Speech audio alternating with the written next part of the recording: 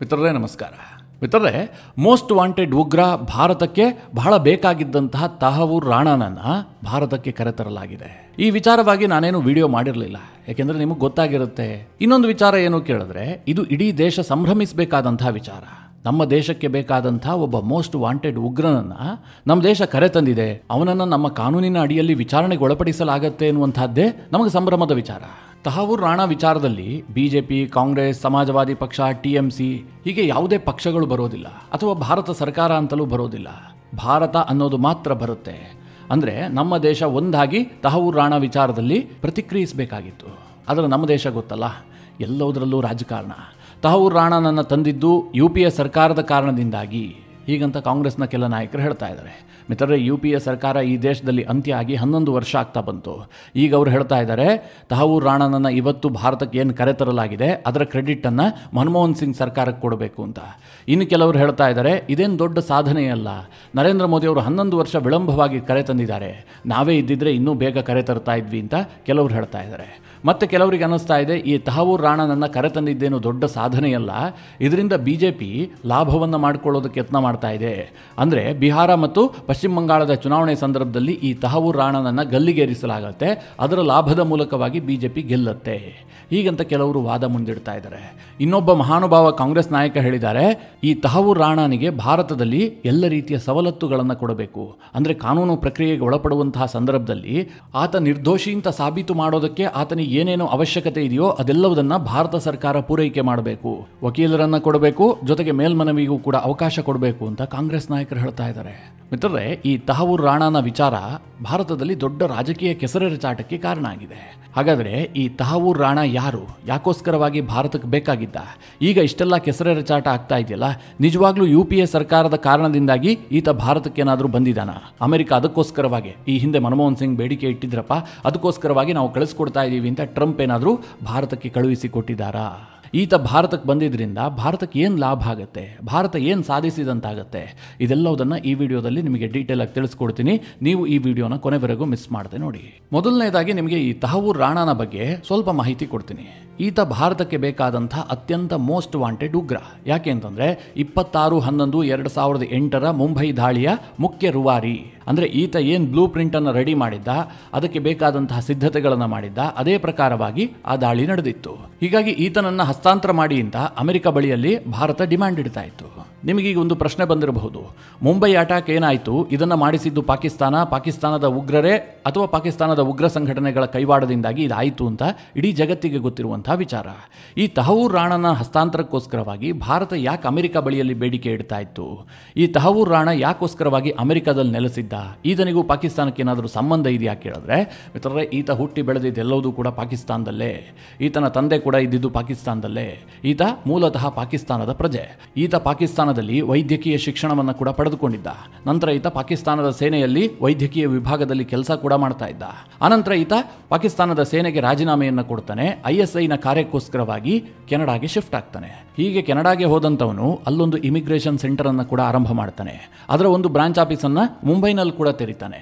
ನಿಮಗೆ ನೆನಪಿರಲಿ ಮಿತ್ರರೇ, ಈತ ISIಗೋಸ್ಕರವಾಗಿ ಕೆಲಸ ಮಾಡ್ತಾ ಇದ್ದ. ಇದೇ ಕಾರಣದಿಂದಾಗಿ ಈತ ಪಾಕಿಸ್ತಾನದ ಸೇನೆಗೆ ರಾಜೀನಾಮೆ ಕೊಟ್ಟಿದ್ದ.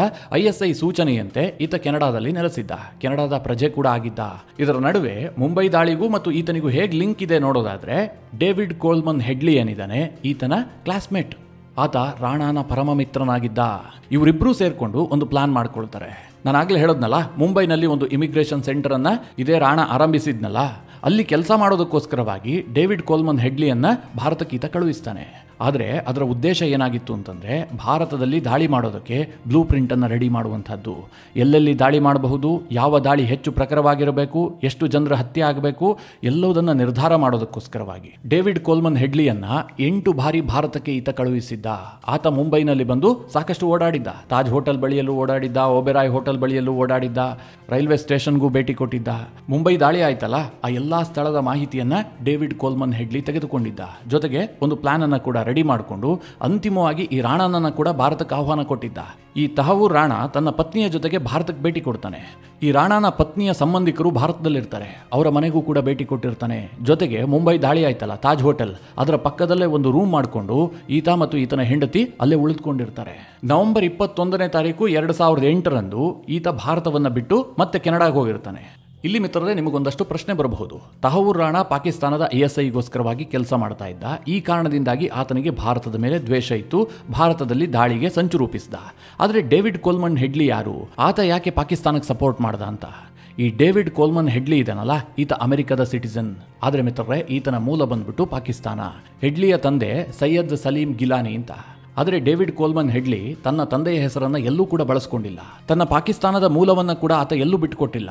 ಆತ ಅಮೆರಿಕದ ಪ್ರಜೆಯಾಗಿರ್ತಾನೆ. ತನ್ನ ತಾಯಿಯ ಹೆಸರಿನಲ್ಲೇ ಆತ ಪಾಸ್ಪೋರ್ಟ್ ಅನ್ನು ಕೂಡ ಮಾಡ್ಕೊಂಡಿರ್ತಾನೆ. ಡೇವಿಡ್ ಕೋಲ್ಮನ್ ಹೆಡ್ಲಿ ಅಂತ ಹೆಸರು ಕೇಳಿದಾಗ ನಿಮಗೆ ಆತ ಕ್ರಿಶ್ಚಿಯನ್ ಅಂತ ಅನಿಸಿದ್ರೂ ಕೂಡ ಆತನ ಒರಿಜಿನಲ್ ಹೆಸರು ದಾವೂದ್ ಸೈಯದ್ ಗಿಲಾನಿ. ಈತ ಇಸ್ಲಾಮನ್ನೇ ಫಾಲೋ ಮಾಡ್ತಾ ಇರ್ತಾನೆ. ಈತ ಅಮೆರಿಕದ ಸಿಟಿಸನ್ಶಿಪ್ ಅನ್ನು ಪಡೆದುಕೊಂಡ್ರೂ ಕೂಡ ಈತನ ನಿಷ್ಠೆ ಮಾತ್ರ ಪಾಕಿಸ್ತಾನಕ್ಕೆ ಇರುತ್ತೆ. ಹೀಗಾಗಿ ಇವರಿಬ್ರು ಒಂದಾಗಿರ್ತಾರೆ. ಭಾರತದ ಮೇಲೆ ದಾಳಿ ಮಾಡಬೇಕು, ಈ ಹಿಂದಿನ ಭಾರತ ಮತ್ತು ಪಾಕಿಸ್ತಾನದ ಯುದ್ಧಕ್ಕೆ ಪ್ರತೀಕಾರವನ್ನು ತೆಗೆದುಕೊಳ್ಳಬೇಕು ಅಂತ ಒಂದು ಬ್ಲೂ ಪ್ರಿಂಟ್ ಅನ್ನು ರೆಡಿ ಮಾಡ್ತಾರೆ. ಈ ಹೆಡ್ಲಿ ಯಾವ ಹಂತಕ್ಕೆ ಸಂಚು ರೂಪಿಸಿದ್ದ ಅಂತಂದ್ರೆ, ಪಾಕಿಸ್ತಾನದಿಂದ ಬಂದ್ರಲ್ಲ ಉಗ್ರರು, ಅವರೆಲ್ಲರ ಕೈಗೂ ಕೂಡ ಕೇಸರಿ ದಾರವನ್ನು ಕಟ್ಟಲಾಗಿತ್ತು. ಜೊತೆಗೆ ಅವರಿಗೆ ಹಿಂದೂ ಹೆಸರಿನ ಐಡೆಂಟಿಟಿ ಕಾರ್ಡ್ ಅನ್ನು ಕೊಡಲಾಗಿತ್ತು. ಅಂದ್ರೆ ಒಂದು ವೇಳೆ ನಾಳೆ ಅವರು ಭಾರತದಲ್ಲಿ ಸತ್ತೋದ್ರೂ ಕೂಡ ಅವರೆಲ್ಲೂ ಕೂಡ ಪಾಕಿಸ್ತಾನದವರು ಅಂತಾಗ್ಲಿ ಅಥವಾ ಅವರು ಮುಸಲ್ಮಾನರು ಅಂತಾಗ್ಲಿ ಗೊತ್ತಾಗಬಾರದು. ಹಿಂದೂಗಳೇ ಈ ಕೃತ್ಯವನ್ನ ಮಾಡಿಸಿದ್ದಾರೆ ಅಂತ ಜಗತ್ತು ಅಂದುಕೊಳ್ಳಬೇಕು. ಆ ರೀತಿಯಾದಂತಹ ಒಂದು ತಂತ್ರವನ್ನ ಈತ ರೂಪಿಸಿದ್ದ. ಯಾರು? David Coleman Headley. ಆತನಿಗೆ ಎಲ್ಲ ರೀತಿಯಲ್ಲೂ ಸಪೋರ್ಟ್ ಮಾಡಿದ್ಯಾರು ಕೇಳಿದ್ರೆ ಈ ತಹವೂರ್ ರಾಣಾ. ಅಂದ್ರೆ ಹೆಡ್ಲಿಗೆ ಈತ ಬಾಸ್ ರೀತಿಯಲ್ಲಿ ಕೆಲಸ ಮಾಡಿದ್ದ. ಪಾಕಿಸ್ತಾನದಿಂದ ಉಗ್ರರು ಬಂದು ಮುಂಬೈನಲ್ಲಿ ದಾಳಿ ಮಾಡಿ ಸತ್ತೋದ್ರಲ್ಲ, ನಾಯಿಗಳ ರೀತಿಯಲ್ಲಿ ಶವವಾಗಿ ಬಿದ್ದಿದ್ರಲ್ಲ, ಆ ಸಂದರ್ಭದಲ್ಲಿ ಈ ತಹವೂರ್ ರಾಣಾ ಪಾಕಿಸ್ತಾನ ಸರ್ಕಾರಕ್ಕೆ ಡಿಮ್ಯಾಂಡ್ ಮಾಡ್ತಾನೆ, ಪಾಕಿಸ್ತಾನದ ಸೈನಿಕರಿಗೆ ಕೊಡುವಂತಹ ಸರ್ವೋಚ್ಚ ಗೌರವವನ್ನ ಈ ಉಗ್ರರಿಗೆ ಕೊಡಬೇಕು. ಯಾಕೆಂದ್ರೆ ಅವರು ಪಾಕಿಸ್ತಾನಕ್ಕೋಸ್ಕರವಾಗಿ ಅಂತಹ ತ್ಯಾಗ ಬಲಿದಾನವನ್ನು ಮಾಡಿದ್ದಾರೆ, ಹೀಗಂತ ಡಿಮ್ಯಾಂಡ್ ಮಾಡಿದ್ದ. ಮಿತ್ರರೇ, ಪಾಕಿಸ್ತಾನದಲ್ಲಿ ಇಂತಹ ಡಿಮ್ಯಾಂಡ್ ಕೇಳುವಂತಹದ್ದು ಸರ್ವೇ ಸಾಮಾನ್ಯ. ಯಾಕೆಂದ್ರೆ ಪಾಕಿಸ್ತಾನದ ಸೇನೆಗೂ ಅಲ್ಲಿನ ಉಗ್ರರಿಗೂ ಯಾವುದೇ ರೀತಿಯಲ್ಲೂ ಕೂಡ ವ್ಯತ್ಯಾಸ ಇಲ್ಲ. ಅನಂತರ ಮಿತ್ರರೇ, ಈ ಡೇವಿಡ್ ಕೋಲ್ಮನ್ ಹೆಡ್ಲಿ ಮತ್ತು ಈ ತಹವೂರ್ ರಾಣಾ ಭಾರತದಲ್ಲಿ ದಾಳಿ ಆಯ್ತಲ್ಲ, ಅದಾದ ಬಳಿಕ ಅಮೆರಿಕದಲ್ಲೇ ವಾಸ ಮಾಡ್ತಾ ಇರ್ತಾರೆ.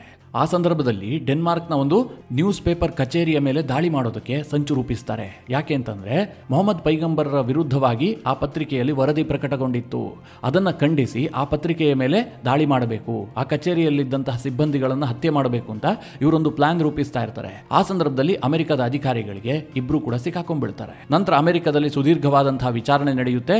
ಡೇವಿಡ್ ಕೋಲ್ಮನ್ ಹೆಡ್ಲಿಗೆ ಅಮೆರಿಕದ ಕಾನೂನಿನ ಪ್ರಕಾರ 35 ವರ್ಷಗಳ ಕಾಲ ಜೈಲು ಶಿಕ್ಷೆ ಆಗುತ್ತೆ. ಅದೇ ರೀತಿಯಾಗಿ ಈ ತಹವೂರ್ ಹುಸೇನ್ ರಾಣಾಗೆ 14 ವರ್ಷಗಳ ಕಾಲ ಶಿಕ್ಷೆ ಆಗುತ್ತೆ. ಇಬ್ರು ಕೂಡ ಅಮೆರಿಕದ ಜೈಲಿನಲ್ಲಿರ್ತಾರೆ. ಭಾರತ ಅವತ್ತಿನಿಂದಲೂ ಕೂಡ ಇಬ್ಬರನ್ನೂ ಭಾರತಕ್ಕೆ ಹಸ್ತಾಂತರ ಮಾಡಿ ಅಂತ ಡಿಮ್ಯಾಂಡ್ ಮಾಡ್ತಾ ಇದೆ. ಆದ್ರೆ ಅಮೆರಿಕ ಇದುವರೆಗೆ ಅದಕ್ಕೆ ಒಪ್ಕೊಂಡಿರಲಿಲ್ಲ. ಅದಕ್ಕೆ ಅನೇಕ ಕಾರಣಗಳಿದೆ. ಈ ಡೇವಿಡ್ ಕೋಲ್ಮನ್ ಹೆಡ್ಲಿ ಇದಾನಲ್ಲ, ಈತ ಅಮೆರಿಕದ ಪ್ರಜೆ. ಈತ ಒಂದು ಕಡೆ ISIಗೆ ಕೆಲಸ ಮಾಡ್ತಾ ಇದ್ದ, ಇನ್ನೊಂದು ಕಡೆ ಅಮೆರಿಕದ ಗುಪ್ತಚರ ಸಂಸ್ಥೆಗೂ ಕೂಡ ಕೆಲಸ ಮಾಡ್ತಾ ಇದ್ದ ಅನ್ನುವಂತಹ ಆರೋಪಗಳಿದೆ. ಹೀಗಾಗಿ ಭಾರತಕ್ಕೆ ಕೋಲ್ಮನ್ ಹೆಡ್ಲಿಯನ್ನೇನಾದರೂ ಹಸ್ತಾಂತರ ಮಾಡಿದ್ದೇ ಆದರೆ ನಮ್ಮ ಬಂಡವಾಳ ಎಲ್ಲಿ ಬಯಲಾಗ್ಬಿಡುತ್ತೋ ಅಂತೇಳಿ ಅಮೆರಿಕ ಅದಕ್ಕೆ ಮುಂದಾಗಿಲ್ಲ. ಹೀಗಾಗಿ ಅಮೆರಿಕ ಆತ ಎಲ್ಲಿದ್ದಾನೆ, ಯಾವ ಜೈಲಿನಲ್ಲಿದ್ದಾನೆ, ಯಾವುದರ ಮಾಹಿತಿಯನ್ನು ಕೂಡ ಕೊಡ್ತಾ ಇಲ್ಲ. ಹಾಗೆ ಈ ತಹವೂರ್ ಹುಸೇನ್ ರಾಣಾನನ್ನು ಕೂಡ ಅಮೆರಿಕ ಹಸ್ತಾಂತರ ಮಾಡೋದಕ್ಕೆ ಮನಸ್ಸು ಮಾಡಿರಲಿಲ್ಲ. ಭಾರತ ಪದೇ ಪದೇ ಡಿಮ್ಯಾಂಡ್ ಮಾಡ್ತಾ ಇತ್ತು. ನರೇಂದ್ರ ಮೋದಿ ಅವರು ಕಳೆದ ಫೆಬ್ರವರಿಯಲ್ಲಿ ಅಮೆರಿಕ ಪ್ರವಾಸವನ್ನು ಕೈಗೊಳ್ತಾರೆ. ಹೊಸದಾಗಿ ಅಧ್ಯಕ್ಷರಾದಂತಹ ಟ್ರಂಪ್ ಅವರನ್ನು ಭೇಟಿ ಆಗ್ತಾರೆ. ಆ ಸಂದರ್ಭದಲ್ಲೂ ಕೂಡ ನರೇಂದ್ರ ಮೋದಿ ಅವರು ಒಂದು ಡಿಮ್ಯಾಂಡ್ ಇಡ್ತಾರೆ, ತಹವೂರ್ ರಾಣಾ ಮತ್ತು ಡೇವಿಡ್ ಕೋಲ್ಮನ್ ಹೆಡ್ಲಿಯನ್ನ ಭಾರತಕ್ಕೆ ಹಸ್ತಾಂತರ ಮಾಡಿ ಅಂತ. ಆಗ ಟ್ರಂಪ್ ಓಪನ್ ಆಗಿ ಹೇಳ್ತಾರೆ, ನಾವು ಈ ತಹವೂರ್ ರಾಣಾನನ್ನ ಭಾರತಕ್ಕೆ ಕೊಡ್ತೀವಿ. ಆತ ಮುಂಬೈ ದಾಳಿಯ ಪ್ರಮುಖ ರೂವಾರಿ, ಆತನಿಗೆ ಭಾರತದ ಕಾನೂನಿನ ಪ್ರಕಾರ ಶಿಕ್ಷೆ ಆಗುವಂತಹ ಅವಶ್ಯಕತೆ ಇದೆ. ಹೀಗಾಗಿ ನಾವು ಹಸ್ತಾಂತರ ಮಾಡ್ತೀವಿ ಅಂತ ಟ್ರಂಪ್ ಓಪನ್ ಆಗಿ ಘೋಷಣೆ ಮಾಡಿದ್ರು. ಅಂದ್ರೆ ಮಿತ್ರರೇ, ಮೋದಿ 2011ರಲ್ಲೇ ಆಗಿನ UPA ಸರ್ಕಾರವನ್ನ ಟೀಕೆ ಮಾಡಿದ್ರು. ತಹವೂರ್ ರಾಣಾನನ್ನ ಭಾರತಕ್ಕೆ ಹಸ್ತಾಂತರ ಮಾಡೋದಕ್ಕೆ ವಿಫಲವಾಗಿದ್ದಂತಹ ಕೇಂದ್ರ ಸರ್ಕಾರದ ವಿರುದ್ಧ ಟ್ವೀಟ್ ಮಾಡಿ ಆಕ್ರೋಶವನ್ನು ವ್ಯಕ್ತಪಡಿಸಿದ್ರು. ಈ ಸಂದರ್ಭದಲ್ಲಿ ಆ ಟ್ವೀಟ್ ಕೂಡ ಸಾಕಷ್ಟು ವೈರಲ್ ಆಗ್ತಾ ಇದೆ. ಅನಂತರ ನರೇಂದ್ರ ಮೋದಿ ಅವರೇ ಅಧಿಕಾರಕ್ಕೆ ಬಂದ ಬಳಿಕ ಈ ತಹವೂರ್ ರಾಣಾನನ್ನ ಭಾರತಕ್ಕೆ ಕರೆತಂದು ವಿಚಾರಣೆಗೆ ಒಳಪಡಿಸೋದಕ್ಕೆ ನಿರಂತರವಾದಂತಹ ಪ್ರಯತ್ನವನ್ನ ಮಾಡ್ತಾ ಇದ್ರು. ಈಗ ಅದಕ್ಕೆ ಯಶಸ್ಸು ಸಿಕ್ಕಿದೆ. ಅಮೆರಿಕ ಭಾರತಕ್ಕೆ ಈ ತಹವೂರ್ ರಾಣಾನನ್ನ ಹಸ್ತಾಂತರ ಮಾಡಿದೆ. ಮುಂದೇನಾಗುತ್ತೆ ಕೇಳಿದ್ರೆ, ಕೋರ್ಟ್ ಈ ತಹವೂರ್ ರಾಣಾನನ್ನ 18 ದಿನಗಳ ಕಾಲ NIA ವಶಕ್ಕೆ ನೀಡಿದೆ. NIA ಅಧಿಕಾರಿಗಳು ಈತನ ವಿಚಾರಣೆಯನ್ನ ನಡೆಸ್ತಾರೆ. ಹೇಗೆ ದಾಳಿಗೆ ಸಂಚು ರೂಪಿಸಲಾಯಿತು, ಈತನ ಪಾತ್ರ ಏನು, ಯಾರ್ಯಾರ ಸಂಪರ್ಕ ಮಾಡಿದ್ದ, ಭಾರತದಲ್ಲಿ ಯಾರ್ಯಾರ ಸಹಕಾರ ಸಿಕ್ಕಿತ್ತು, ಎಷ್ಟು ದಿನ ಪ್ಲಾನ್ ಆಗಿತ್ತು, ಯಾವಾಗ ಬಂದು ಹೋಗಿದ್ದ, ಪ್ರತಿಯೊಂದರ ಮಾಹಿತಿಯನ್ನ ಕೂಡ NIA ಕಲೆ ಹಾಕುತ್ತೆ. ಜೊತೆಗೆ ಈತನಿಗೂ ಮತ್ತು ಪಾಕಿಸ್ತಾನಕ್ಕೂ ಹಾಗೂ ಪಾಕಿಸ್ತಾನದ ISIಗೂ ಈತನಿಗೂ ಇರುವಂತಹ ನಂಟಿನ ಬಗ್ಗೆಯೂ ಕೂಡ NIA ಮಾಹಿತಿಯನ್ನು ಕಲೆ ಹಾಕುತ್ತೆ. ಜೊತೆಗೆ ಡೇವಿಡ್ ಕೋಲ್ಮನ್ ಹೆಡ್ಲಿಯ ಬಗ್ಗೆಯೂ ಕೂಡ NIA ತನಿಖೆಯನ್ನು ನಡೆಸುತ್ತೆ. ಅಂದ್ರೆ ತಹವೂರ್ ರಾಣಾ ಏನೇನು ಮಾಹಿತಿ ಕೊಡ್ತಾನೋ ಎಲ್ಲದನ್ನು ಕೂಡ NIA ಸಂಗ್ರಹಿಸುತ್ತೆ. ಈ ಇಡೀ ಕೃತ್ಯದಲ್ಲಿ ಪಾಕಿಸ್ತಾನದ ಬಂಡವಾಳ ಎಷ್ಟಿದೆ, ಪಾಕಿಸ್ತಾನ ಏನೇನು ಮಾಡಿದೆ, ಎಲ್ಲದರ ಮಾಹಿತಿಯನ್ನು ಜಗತ್ತಿನ ಮುಂದಿಡುವಂತಹ ಪ್ರಯತ್ನವನ್ನು ಭಾರತ ಮಾಡುತ್ತೆ. ಇದನ್ನೆಲ್ಲ ಕೇಳದಂತಹ ಸಂದರ್ಭದಲ್ಲಿ ಕೆಲವರಿಗೆ ಅನಿಸ್ತಾ ಇರಬಹುದು, ಇದಕ್ಕೇನು ಅಂತ ಇಂಪಾರ್ಟೆನ್ಸ್ ಇದೆಯಾ? 2008ರಲ್ಲಿ ದಾಳಿಯಾಗಿದ್ದು, ನಾವು ಈಗ ಈ ತಹವೂರ್ ರಾಣಾನನ್ನು ಕರೆದುಕೊಂಡು ಬಂದು ಆತನನ್ನು ವಿಚಾರಣೆಗೊಳಪಡಿಸಿ ಒಂದಷ್ಟು ಮಾಹಿತಿಯನ್ನು ಸಂಗ್ರಹಿಸೋದ್ರಿಂದ ಏನು ಲಾಭ ಆಗುತ್ತೆ? ಇದಕ್ಕೊಂದು ಎಕ್ಸ್ಟ್ರಾ ಖರ್ಚಾಗುತ್ತೆ ಬಿಟ್ಟರೆ ಭಾರತಕ್ಕೆ ಏನು ಲಾಭ ಆಗೋದಿಲ್ಲ ಅಂತ ಕೆಲವರ ಮನಸ್ಸಿನಲ್ಲಿ ಭಾವನೆ ಬಂದಿರಬಹುದು. ಇಲ್ಲಿ ಪಾಕಿಸ್ತಾನದ ಕೈವಾಡ ಯಾವ ರೀತಿಯಾಗಿ ಇತ್ತು, ಪಾಕಿಸ್ತಾನ ಯಾವ ರೀತಿಯಾಗಿ ಸಂಚು ರೂಪಿಸಿತ್ತು, ಭಯೋತ್ಪಾದನೆಯನ್ನು ಪಾಕಿಸ್ತಾನ ಯಾವ ರೀತಿಯಾಗಿ ಪೋಷಿಸ್ತಾ ಇದೆ, ಇದನ್ನು ಜಗಜ್ಜಾಹೀರು ಮಾಡುವಂತಹದ್ದು ಭಾರತಕ್ಕೆ ಅತ್ಯಂತ ಮುಖ್ಯವಾಗುತ್ತೆ. ಜೊತೆಗೆ ಮಿತ್ರರೇ, ಭಾರತದ ಒಳಗೆ ಇವರಿಗೆ ಯಾವ ರೀತಿಯಾಗಿ ಸಪೋರ್ಟ್ ಸಿಕ್ಕಿತ್ತು, ಯಾರ್ಯಾರು ಸಪೋರ್ಟ್ ಮಾಡಿದ್ರು ಅದನ್ನು ತಿಳಿದುಕೊಳ್ಳುವಂತಹದ್ದು ಕೂಡ ಭಾರತಕ್ಕೆ ಮುಖ್ಯ ಆಗುತ್ತೆ. ಇದೆಲ್ಲದಕ್ಕಿಂತ ಮುಖ್ಯವಾಗಿ ಭಾರತದ ವಿರುದ್ಧ ಒಬ್ಬ ಸಂಚು ರೂಪಿಸಿದಂತಹ ಉಗ್ರನಿಗೆ ಭಾರತಕ್ಕೆ ಕರೆತಂದು ನಾವು ಶಿಕ್ಷೆ ಕೊಟ್ಟಿದ್ದೀವಿ. 100 and 200% ಈತನಿಗೆ ಗಲ್ಲು ಶಿಕ್ಷೆ ಆಗುತ್ತೆ, ಯಾವುದೇ ಡೌಟ್ ಇಟ್ಕೋಬೇಡಿ. ಅದು ಯಾವಾಗತ್ತೆ, 1 ವರ್ಷನೋ 2 ವರ್ಷನೋ ಗೊತ್ತಿಲ್ಲ. ಒಂದು ಮಾಹಿತಿಯ ಪ್ರಕಾರ 3 ವರ್ಷದ ಒಳಗಾಗಿ ಈತನನ್ನು ಗಲ್ಲಿಗೇರಿಸಲಾಗುತ್ತೆ ಅಂತ ಹೇಳಲಾಗ್ತಾ ಇದೆ. ಅಮೆರಿಕ ಕೂಡ ಇದಕ್ಕೆ ಕ್ಲಿಯರೆನ್ಸ್ ಕೊಟ್ಟೆ ಕಳುಹಿಸಿಬಿಟ್ಟಿದೆ. ಈತ ನಮ್ಮ ಕೈದಿ, ನಾವು ನಿಮಗೆ ಕೊಟ್ಟಿದ್ದೀವಿ, ಈತನನ್ನು ಸುರಕ್ಷಿತವಾಗಿ ಅಮೆರಿಕಾಗೆ ಹಸ್ತಾಂತರ ಮಾಡಬೇಕು ಅಂತ ಅಮೆರಿಕ ಏನು ನಮ್ಮ ಮುಂದೆ ಷರತ್ತನ್ನು ಇಟ್ಟಿಲ್ಲ. ಈತನ ಎಲ್ಲ ವಿಚಾರಣೆ ಮುಗಿದಿದೆ, ಆತನಿಗೆ ಜೈಲು ಶಿಕ್ಷೆ ಕೂಡ ಆಗಿದೆ. ಆ ಶಿಕ್ಷೆಯನ್ನ ಅಮೆರಿಕದ ಜೈಲಿನಲ್ಲಿ ಈತ ಪೂರೈಸಿದ್ದಾನೆ. ಹೀಗಾಗಿ ಅಮೆರಿಕಗೂ ಈತನಿಗೂ ಯಾವುದೇ ರೀತಿಯಲ್ಲೂ ಸಂಬಂಧ ಇಲ್ಲ. ಇನ್ನೇನೇ ಇದ್ರೂ ಕೂಡ ಭಾರತದ ಕಾನೂನಿನ ಪ್ರಕಾರ ಈತನಿಗೆ ಶಿಕ್ಷೆ ಕೊಡಬೇಕಾಗಿದೆ. ಇಷ್ಟೆಲ್ಲ ಆಗ್ತಿದ್ದ ಹಾಗೆ ಇದು ದೊಡ್ಡ ರಾಜಕೀಯ ಕೆಸರೆರಚಾಟಕ್ಕೆ ಕಾರಣ ಆಗಿದೆ. ಯಾವಾಗ ತಹವೂರ್ ರಾಣಾ ಭಾರತಕ್ಕೆ ಬಂದ ಅಂತ ಗೊತ್ತಾಯ್ತೋ ತಕ್ಷಣ ಪಾಕಿಸ್ತಾನದಿಂದ ಒಂದು ಹೇಳಿಕೆ ಬಿಡುಗಡೆ ಆಗುತ್ತೆ. ಈ ತಹವೂರ್ ಹುಸೇನ್ ರಾಣಾಗೂ ಪಾಕಿಸ್ತಾನಕ್ಕೂ ಯಾವುದೇ ರೀತಿಯಲ್ಲೂ ಸಂಬಂಧ ಇಲ್ಲ, ಈತ ಪಾಕಿಸ್ತಾನದ ಪ್ರಜೆ ಅಲ್ಲ. ಅದಕ್ಕೆ ಪಾಕಿಸ್ತಾನ ಕೊಟ್ಟಂತಹ ಕಾರಣ ಏನು ಕೇಳಿದ್ರೆ, ಪಾಕಿಸ್ತಾನದಲ್ಲಿ ಈತ 20 ವರ್ಷಗಳಿಂದ ಪೌರತ್ವವನ್ನು ರಿನಿವಲ್ ಮಾಡಿಕೊಂಡಿಲ್ಲ, ಹೀಗಾಗಿ ಈತನನ್ನ ಪಾಕಿಸ್ತಾನ ಮೂಲದವನು ಅಂತ ಹೇಳೋದಕ್ಕೆ ಸಾಧ್ಯ ಇಲ್ಲ ಅಂತ ಪಾಕಿಸ್ತಾನ ಹೇಳ್ತಾ ಇದೆ. ಅಂದರೆ ನಾಳೆ ತಹವೂರ್ ರಾಣಾ ಏನೇ ಮಾಹಿತಿ ಕೊಟ್ಟರೂ ಕೂಡ ಅದಕ್ಕೂ ಪಾಕಿಸ್ತಾನಕ್ಕೂ ಸಂಬಂಧ ಇಲ್ಲ ಅಂತ ಅವರು ನುಣುಚಿಕೊಳ್ಳೋದಕ್ಕೋಸ್ಕರವಾಗಿ ಈ ಒಂದು ಹೇಳಿಕೆಯನ್ನು ಕೊಟ್ಟಿದ್ದಾರೆ. ಇದರ ಅರ್ಥ ಏನು ಕೇಳಿದ್ರೆ, ಪಾಕಿಸ್ತಾನ ಯಾವ ಮಟ್ಟಿಗೆ ಹೆದರ್ಕೊಂಡಿದೆ ಅಂತ ಯೋಚನೆ ಮಾಡಿ. ಬಿಟ್ಟಾಕಿ ಪಾಕಿಸ್ತಾನದ ಕಥೆಯನ್ನ. ಭಾರತದಲ್ಲಿ ವಿಪಕ್ಷಗಳು ಏನು ಹೇಳ್ತಾ ಇದ್ದಾವೆ ಗೊತ್ತಾ? ಚಿದಂಬರಂ ಆರಂಭದಲ್ಲೇ ಒಂದು ಸ್ಟೇಟ್ಮೆಂಟನ್ನು ಕೊಡ್ತಾರೆ. ಈಗೇನು ತಹವೂರ್ ರಾಣಾನನ್ನು ಭಾರತಕ್ಕೆ ಕರೆತರಲಾಗಿದೆಯಲ್ಲ, ಇದರ ಕ್ರೆಡಿಟನ್ನು ನರೇಂದ್ರ ಮೋದಿ ಅವರು ತೆಗೆದುಕೊಳ್ಳೋದಕ್ಕೆ ಸಾಧ್ಯವೇ ಇಲ್ಲ. ಇದೇನೇ ಇದ್ರೂ ಕೂಡ UPA ಸರ್ಕಾರಕ್ಕೆ ಸಿಗಬೇಕಾದಂತಹ ಕ್ರೆಡಿಟ್. ಯಾಕೆಂದರೆ ಆಗ ನಮ್ಮ UPA ಸರ್ಕಾರ ನಿರಂತರವಾಗಿ ಪ್ರಯತ್ನ ಮಾಡಿತ್ತು ತಹವೂರ್ ರಾಣಾನನ್ನು ಭಾರತಕ್ಕೆ ಕರೆತರಬೇಕು ಅಂತ. ನಾವು ಪಟ್ಟಂತಹ ಪ್ರಯತ್ನದ ಫಲವಾಗಿ ಈಗ ಇದು ಸಾಧ್ಯ ಆಗಿದೆ, ಹೀಗಂತ ಚಿದಂಬರಂ ಹೇಳ್ತಾ ಇದ್ದಾರೆ. ಇದೇ ಕಾಂಗ್ರೆಸ್ನ ಇನ್ನೋರ್ವ ಮುಖಂಡ ಪ್ರಮೋದ್ ತಿವಾರಿ ಎನ್ನುವಂಥವರು, ಅವರು ರಾಜ್ಯಸಭಾ ಸದಸ್ಯರಾಗಿದ್ದಾರೆ. ಅವರೊಂದು ಸ್ಟೇಟ್ಮೆಂಟ್ ಕೊಡ್ತಾರೆ. ಮೋದಿ ಸರ್ಕಾರ ಈ ದೇಶದ ಮುಂದೆ ಕ್ಷಮೆ ಕೇಳಬೇಕು ಅಂತ ಇವರು ಡಿಮ್ಯಾಂಡ್ ಮಾಡ್ತಾ ಇದ್ದಾರೆ. ಯಾಕೋಸ್ಕರವಾಗಿ ಅಂತಂದ್ರೆ, 11 ವರ್ಷ ಬೇಕಾಯ್ತಾ ಈ ರಾಣಾನನ್ನ ಕರೆತರೋದಕ್ಕೆ, ಸಾಕಷ್ಟು ವಿಳಂಬ ಆಗಿದೆ. ಈ ಕಾರಣದಿಂದ ಮೋದಿ ಕ್ಷಮೆ ಕೇಳಬೇಕು ಅಂತ ತಿವಾರಿ ಹೇಳ್ತಾ ಇದ್ದಾರೆ. ಮಿತ್ರರೇ, ಒಂದು ನೆನಪಿರಲಿ, 2008ರಲ್ಲಿ ಭಾರತದಲ್ಲಿ ದಾಳಿಯಾಗಿದ್ದು, 2014ರವರೆಗೂ ಕೂಡ UPA ಸರ್ಕಾರ ಈ ದೇಶದಲ್ಲಿತ್ತು. UPA ಸರ್ಕಾರ ಆ ದಾಳಿಗೆ ಯಾವ ರೀತಿಯಾಗಿ ಪ್ರತಿಕ್ರಿಯೆ ಕೊಟ್ಟಿದೆ, ಪಾಕಿಸ್ತಾನದ ವಿರುದ್ಧವಾಗಿ ಏನೇನು ಕ್ರಮ ಕೈಗೊಂಡಿದೆ ಎಲ್ಲವುದನ್ನು ಇಡೀ ಜಗತ್ತು ನೋಡಿದೆ. ಇದೆಲ್ಲ ಬಿಟ್ಟಾಕಿ ಶಿವಸೇನೆಯ ಉದ್ಧವ್ ಠಾಕ್ರೆ ಬಣದ ಸಂಜಯ್ ರಾವತ್ ಮಾತ್ರ ಒಂದು ವಿಚಿತ್ರವಾದಂತಹ ವಾದವನ್ನು ಮುಂದಿಟ್ಟಿದ್ದಾರೆ. ಅದೇನು ಕೇಳಿದ್ರೆ, ನರೇಂದ್ರ ಮೋದಿ ಅವರು ಈಗ ಯಾಕೆ ತಹವೂರ್ ರಾಣಾನನ್ನ ಭಾರತಕ್ಕೆ ಕರೆತಂದ್ರು ಅಂತಂದ್ರೆ, ಮುಂದೆ ಬಿಹಾರದಲ್ಲಿ ಚುನಾವಣೆ ಇದೆ, ಅದಾಗ್ತಿದ್ದ ಹಾಗೆ ಪಶ್ಚಿಮ ಬಂಗಾಳದಲ್ಲಿ ಚುನಾವಣೆ ಬರುತ್ತೆ, ಇಲ್ಲೆಲ್ಲ ಹಿಂದೂ ಮುಸ್ಲಿಂ ಅನ್ನುವಂತಹ ವಿಚಾರ ಹೆಚ್ಚು ಚರ್ಚೆಗೆ ಬರುತ್ತೆ. ಆ ಸಂದರ್ಭದಲ್ಲಿ ತಹವೂರ್ ರಾಣಾನನ್ನ ಗಲ್ಲಿಗೇರಿಸಿದ್ದೇ ಆದರೆ BJPಗೆ ಲಾಭ ಆಗುತ್ತೆ, BJPಗೆ ಅಧಿಕಾರಕ್ಕೆ ಬರೋದಕ್ಕೆ ಸಾಧ್ಯ ಆಗುತ್ತೆ. ಇದೇ ಕಾರಣದಿಂದಾಗಿ ಈ ದೇಶದಲ್ಲಿ ತಹವೂರ್ ರಾಣಾನ ಹಬ್ಬ ಆಚರಿಸೋದಕ್ಕೆ ಇವರು ಹೊರಟಿದ್ದಾರೆ. ಚುನಾವಣೆ ಸಂದರ್ಭದಲ್ಲಿ ಈತನನ್ನು ಗಲ್ಲಿಗೇರಿಸುವಂತಹ ಕೆಲಸ ಆಗತ್ತೆ, ಹೀಗಂತ ಸಂಜಯ್ ರಾವತ್ ಒಂದು ಬಾಲಿಶವಾದಂತಹ ಸ್ಟೇಟ್ಮೆಂಟ್ ಕೊಟ್ಟಿದ್ದಾರೆ. ಮಿತ್ರರೇ, ಇದೇ ಸಂಜಯ್ ರಾವತ್ಗೆ ನೆನಪಿರಲಿ, 2012ರಲ್ಲಿ ಅಜ್ಮಲ್ ಕಸಬ್ನನ್ನು UPA ಸರ್ಕಾರ ಗಲ್ಲಿಗೆ ಹಾಕ್ತು. ಅನಂತರ ಒಂದೇ ವರ್ಷದ ಅವಧಿಯಲ್ಲಿ 4 ಚುನಾವಣೆಗಳು ಈ ದೇಶದಲ್ಲಿ ನಡೆದಿದೆ.